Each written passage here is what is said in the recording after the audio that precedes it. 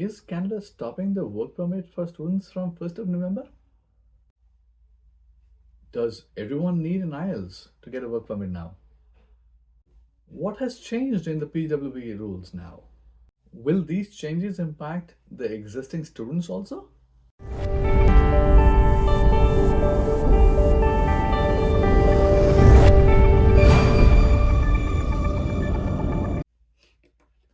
Hello everyone and welcome back to our channel. My name is Rajat Budhiraja and we help students shape up their careers by choosing the right courses across 30 countries in the world. So stay with me till the end of this video because I'm going to break down the exact steps you need to do to ensure that you get your PGWP successfully. We're going to talk about all the costly mistakes that you should avoid to make sure that you are in the right study stream. So without any further ado, let's get started. I'm going to head straight into my laptop, and that's where we're going to start looking at how the entire process flow or the changes that will impact you are going to look like. Let's go. So let's talk about the clarity on how the work permit is applied and how it applies to you and your situation. So either you're going to be inside Canada and you are still studying and you're about to end your studies, or you're inside Canada, but you've started your studies and it'll take a little while before you end them. Similarly, if you're outside Canada, either you've applied for a study permit or you will apply for a study permit soon. Now, this is very important, and that's where my next step would be. Study permit applied before November 1 will get a PGWP, and only the existing rules will apply. And that's the important piece. Please focus on when you apply for your study permit. That is going to define what rules will apply on you. For example, if you're applying before 1st of November, you do not need any language test. There are no field of study requirements, and your eligibility stays the way it is today. Let's go a little deeper. I'll show you step by step on how it impacts you and where. If the study permit application is submitted before 1st November, please focus on the study permit application submission date. If it is before 1st of November and you're applying, when you will be applying for PGWP on or after 1st of November. So your study permit was applied before 1st, but your PGWP is what you're applying on or after 1st of November. Your existing eligibility rules will apply. Plus, you'll also have to give a language test where if you're doing a bachelor's degree or a master's degree or a doctoral degree from a university, you will need to actually have CLB 7 or NCLC 7 for French. If you're graduated in any other university program, which is not bachelor's, not master's, not doctor's, you still need CLB 7 or NCLC 7. But if you're graduating from a college program, then your requirements for English test are CLB 5 and for French is NCLC 5 as well.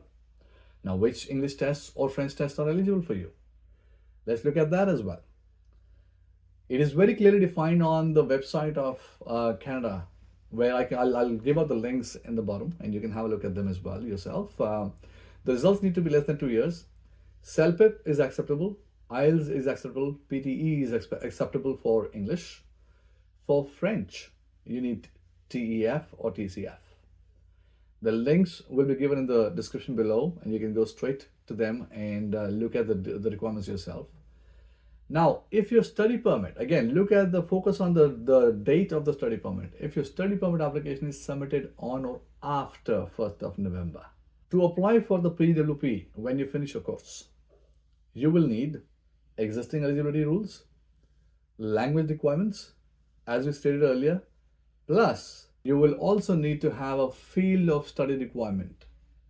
Now, this is important because if you're applying for a study permit on or after 1st November, your courses will also need to be in a given set of courses those are called eligible field of study. Only then you will get a PGWP. For a bachelor's degree, master's degree or a doctoral degree from a university, all fields of study are eligible. But if you graduate in any other university program, which is not a bachelor's, not a master's or doctoral, you must graduate in the eligible field of study only. Similarly, if you're graduating from a college, then you must graduate in an eligible study of field only. So for anything which is bachelor's, master's, doctoral from a university, you're absolutely okay. But if you're doing any other program from the university or any programs from the college, you will have to figure out that whatever courses you apply for are in the list of eligible courses or field of study. Now, what is a field of study here? Let's talk about that too. Field of study requirements, as clearly defined on the website of IRCC, is that you will need to have your course in the 5 broad categories, which is agriculture, healthcare, science, which is STEM, science, technology, engineering, and mathematics, trade, and transport. Now, out of these, if you look at it on the right side of the screen here, this is basically another form given on the website itself where you can actually find if your field of study is eligible for PGWP or not. There are 966 entries that are given out, which is given on the website here, which have been shared as eligible courses by IRCC. The link is here. I'm going to put this link in the description as well. So please make sure that if you're applying for a course now onwards beyond 1st of November and plan to study in Canada, please make sure that your courses, if they are not graduate, postgraduate in terms of university courses or doctoral courses, please look at your course here in this table on the right and then confirm and then only apply. Now, if you need help with these, I'll give you another link in the description here where you can go to our website. There is a book a free counseling button. You can click that, fill up your details, and our team is going to get back to you. And we can help you, 1, identify the right courses for you, 2, get admissions into the right universities as well. So with that said, here's how it looks like. So if you're applying for a study permit application on or after 1st of November, you will need to have existing eligibility rules plus language requirements plus the field of study requirements as well to make sure that yes, you were able to cover and you will get the PGWP after you finish your studies here. Yes. So one more clarity. Now this is good news. All the flight schools, they remain unaffected by these changes. So if you're looking at a flight course here and plan to be in the aerospace industry, nothing changes for you. You're not impacted by these changes at all. If you want to get more details about this and get a free assessment of eligibility and admissions, please visit our website here, gennextgo.com. And at the same time, when you go to the website, you will have a red button on the top. Click on the button, it'll take you to a free assessment form, and our teams are going to get back to you and help you with that. All right, that's all for today.